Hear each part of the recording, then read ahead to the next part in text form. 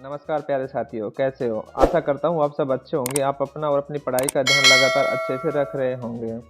तो आज हम बात करने वाले हैं पशु परिचर के संबंध में।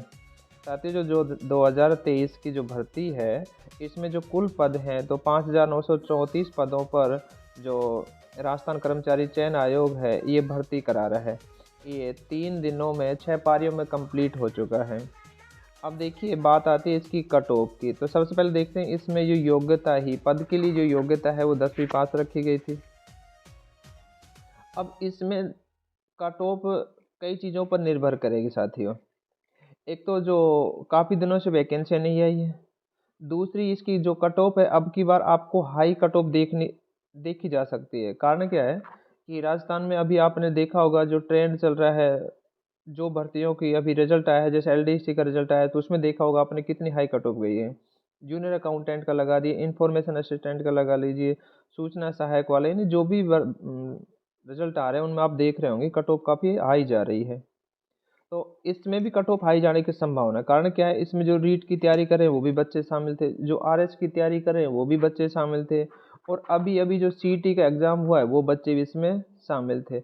और एक अच्छी बात आपके लिए ये है कि फर्स्ट में यहाँ कट ऑफ आपको ज़्यादा देखने को मिलेगी, परंतु इसमें आपको इस भर्ती में वेटिंग लिस्ट सबसे ज़्यादा देखने के लिए मिलेंगी। इस बात को मेरे को नोट करके रखना। कारण क्या है कि जैसे यदि जूनियर अकाउंटेंट को, सूचना सहायक को, और इन सभी को अपॉइंटमेंट मिल जाता है, तो देखिए साथ ही वो सभी स्टूडेंट भी तो इसमें पशु परिचर भर्ती में बैठ रहे हैं ना। तो इसलिए आपकी कट ऑफ उस समय इसमें सबसे ज़्यादा आपको वेटिंग लिस्ट वाले स्टूडेंट क्लियर करते हुए मिलेंगे। पहली बार ये कट ऑफ ज़्यादा जाएगी। जो साथी 2 गुना में सेलेक्ट हो जाएंगे उनका 100% है कि अंतिम रूप से सिलेक्शन हो जाएगा। तो अब चलिए हम बात कर लेते हैं। तो पहले फर्स्ट ऑफ ऑल देख लेते हैं इसका सिलेबस किस प्रकार का था। तो जैसा आपको पता पता ही साथियों, 150 क्वेश्चन आए थे और समय 3 घंटे का दिया गया था हमें। भाग ए और भाग बे था, यानी इसमें राजस्थान जीके थी, साइंस था, मैथ था और पशु परिसर से संबंधित सवाल थे। अब जो पेपर का स्टैंडर्ड था, कुछ साथी कहते इजी था। भाई इजी तो आपको लगेगा ही, आपने अपनी क्वालिफिकेशन क्या है, ग्रेजुएशन कर रखी है और आप 10th के स्टैंडर्ड के एग्जाम में बैठे हैं, तो आपको इजी लगेगा। परंतु यही सवाल आप जो स्टूडेंट 10th पास है उससे पूछिए कि उसको किस प्रकार सा पेपर लगा। भाई जिस जिस लेवल की भर्ती है उसके अनुसार पेपर ठीक था। तो अब इसमें ये तो पेपर का स्टैंडर्ड हो गया, ये इनका सिलेबस था।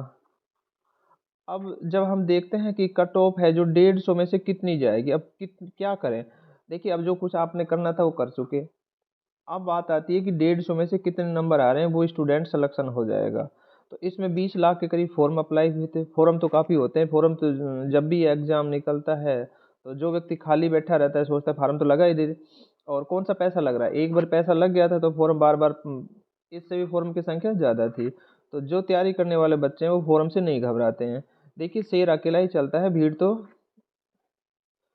किन की होती है आपको पता ही है। तो इसलिए भीड़ से घबराए नहीं कि भाई भीड़ में क्या होगा।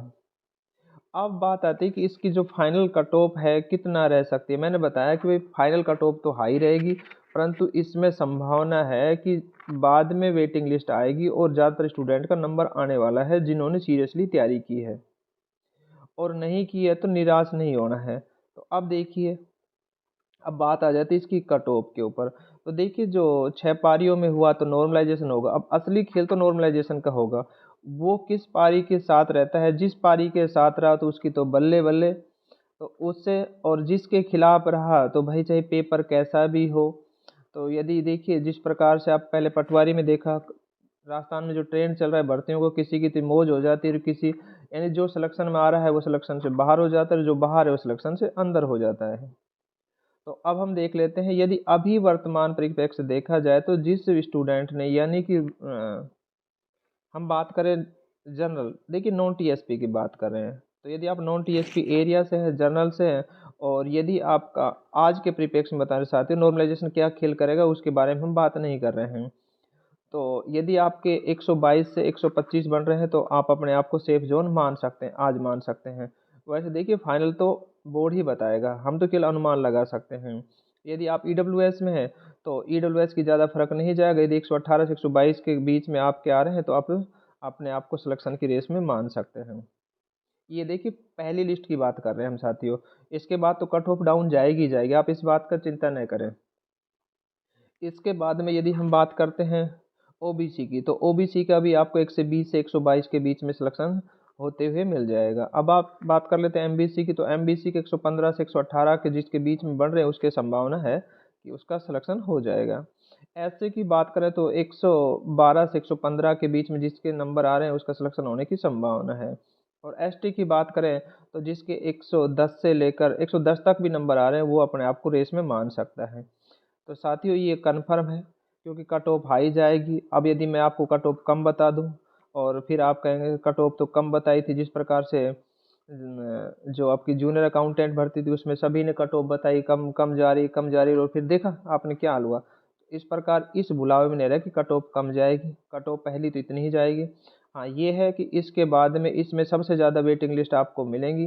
कारण क्यों है कि पहली बार वही स्टूडेंट सिलेक्शन होंगे जो घूम रहे हैं बार बार इधर से उधर हो रहे हैं, उन्हीं का नंबर आने वाला है। परंतु वो जब दूसरी ज्वाइन कर लेंगे तो इसमें जाएंगे नहीं, तो नहीं जाएंगे तो उनसे नीचे वालों का नंबर आ जाएगा।